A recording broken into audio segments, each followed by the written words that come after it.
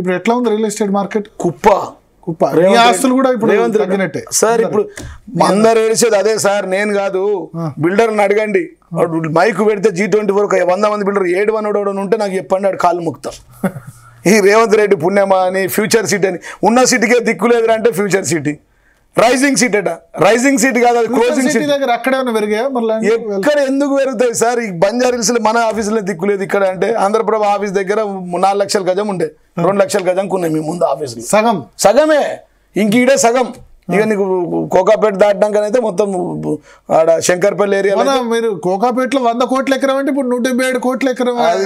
అది రేవంత్ రెడ్డి కొనిపించి తమాషా చేస్తా అన్నాడు. కానీ ఆ తమాషాలు ఏడైతే తెలియ, ప్రజలు పిచ్చోళ్ళ.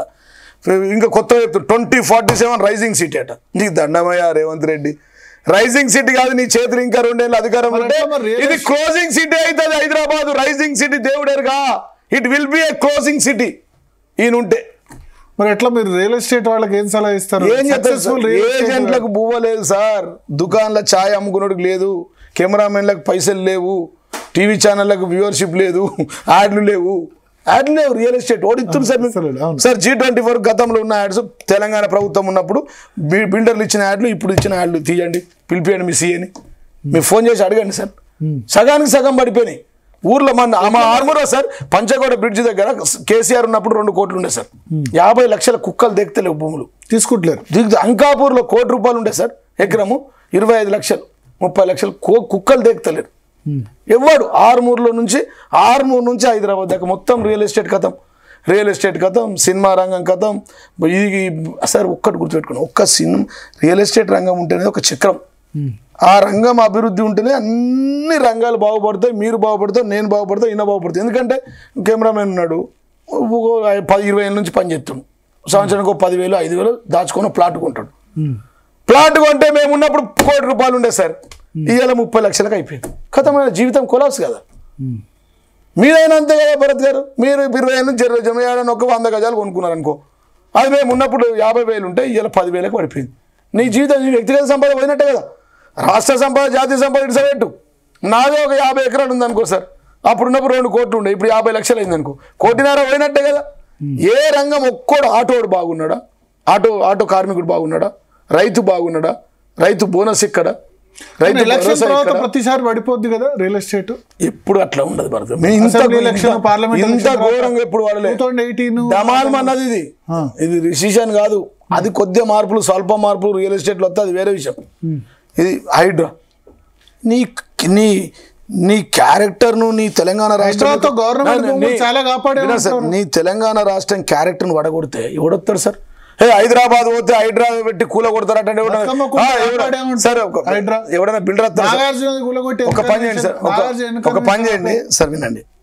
ఇన్కన్వెన్షన్ ఎందుకు కూల కొట్టిండో, అదాని కోసం హైడ్రా ఎందుకు తెచ్చిండో, 1.5 కోట్ల ప్రాజెక్టులో ఆయనకు 10% కమిషన్ ఎట్లా మాట్లాడుకున్నారో రాష్ట్ర ప్రజలందరికీ తెలుసు.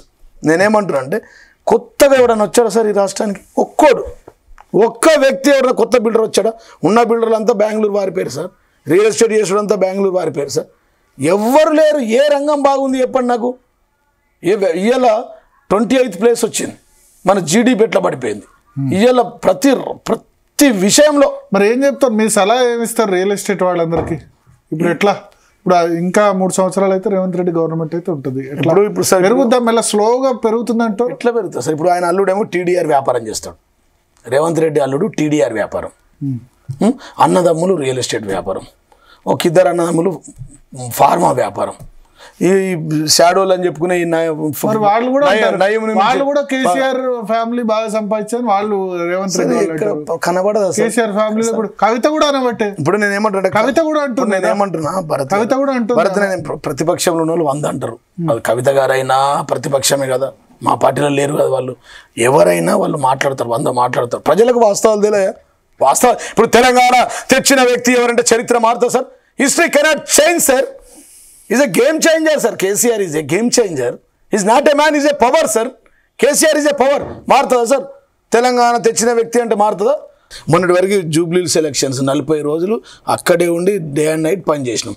షేక్పేట అంతా చూసిరు కదా, షేక్పేట అంతా అక్కడే ఉండి పని చేసినాం కదా. అందుకోసం మా మొదటి రౌండ్లో కేవలం ఒక 80 ఓట్లే కింద మీద అయినాయి. అంతే కదా మరి. షేక్పేటలోనే తక్కువ అన్నిటికంటే. అందులో మా క్లస్టర్లో 20, 21, 22, 40, 41, 42 డివిజన్లోనే అతి తక్కువ వాళ్ళకి లీడ్ ఇచ్చినాం.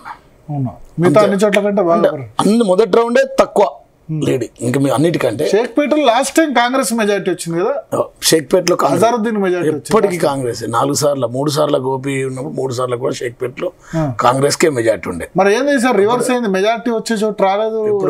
ఇప్పుడు మేము ఏమంటుంటే కాంగ్రెస్ కి మెజారిటీ ఉండే అక్కడ, దాన్ని తగ్గించగలిగినాం. ఎట్లా అంటే చెప్పినాం, ఇప్పుడు ఒక్కటి కాదు కదా జూబ్లీహిల్స్ ఎలక్షన్స్ భరత్ గారు మీరు చూశారు. MIM plus BJP plus Congress plus rigging plus Chandrababu plus Janasena Pawan Kalyan plus Prajarajyam Janasena Pawan Kalyan Revanth Reddy support. మరి ఇప్పుడు బీజేపీకి వచ్చిన 18,000 ఇట్లా ఎక్కడ పోయినాయి భరత్ గారు? ఇప్పుడు వాళ్ళకి వచ్చినాయి కదా. అజారుద్దీన్కి వచ్చిన అంతకుముందు ఓట్లు 47,000 ఎక్కడ పోయినాయి? 47,000 వాళ్ళే వచ్చినాయి. కాదు నేను అట్లా కదా, నేను ఏమంటున్నా అంటే 18,000 ఓట్లు ఎంఐఎం బీజేపీ వాళ్ళే, వాళ్ళకి డిపాజిట్ రాలేదు. ఓకేనా.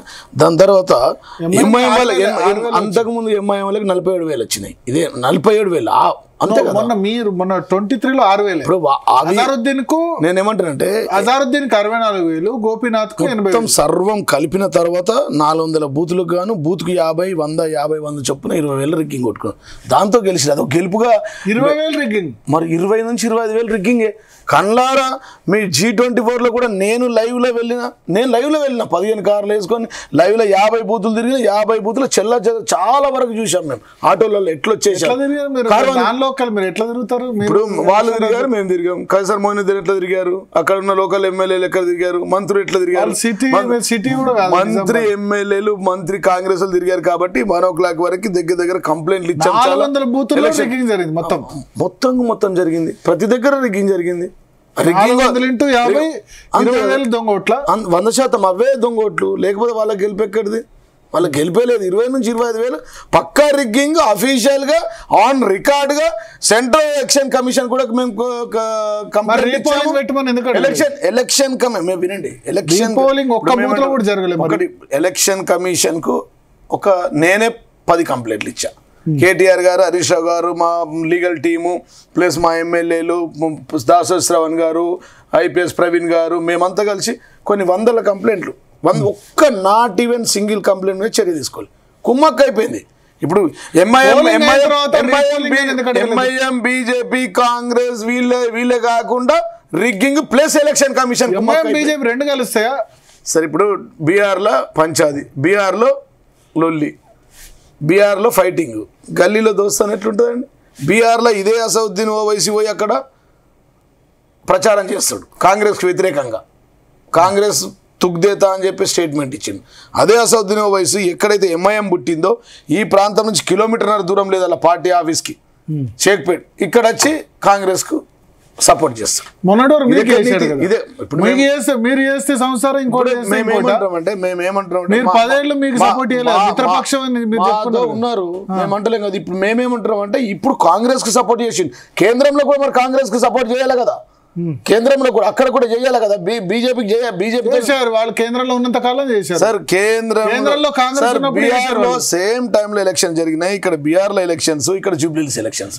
బీహార్లో కాంగ్రెస్ కు వ్యతిరేకంగా వాళ్ళు చేర్చుకోలేదు. కాంగ్రెస్ మహాగఠబంధన్లో చేర్చుకోమని ఓవైసీ అడిగాడు, చేర్చుకోలేదు కదా. మేము ఏమంటున్నాం భరత్ అంటే ఇక్కడ సహకారం ఎట్లా చేస్తారు, అక్కడ ప్రక్రియ ఇట్లా కొనసాగిస్తారు అని చెప్పి అంటారు. వికృత ప్రక్రియ అంటే ఇదేం దోస్తా అని. బీజేపీ కూడా అంతే కదా. బీజేపీతో కూడా అన్ని రాష్ట్రాల్లో అట్లా బీజేపీ మీకు సపోర్ట్ చేసింది అంటాడు కదా రేవంత్ రెడ్డి. బీజేపీ అవయవదానం చేసి బీఆర్ఎస్ సపోర్ట్ చేసింది. బీజేపీ అవయవదానం చేసి కాంగ్రెస్ ను గెలిపించింది.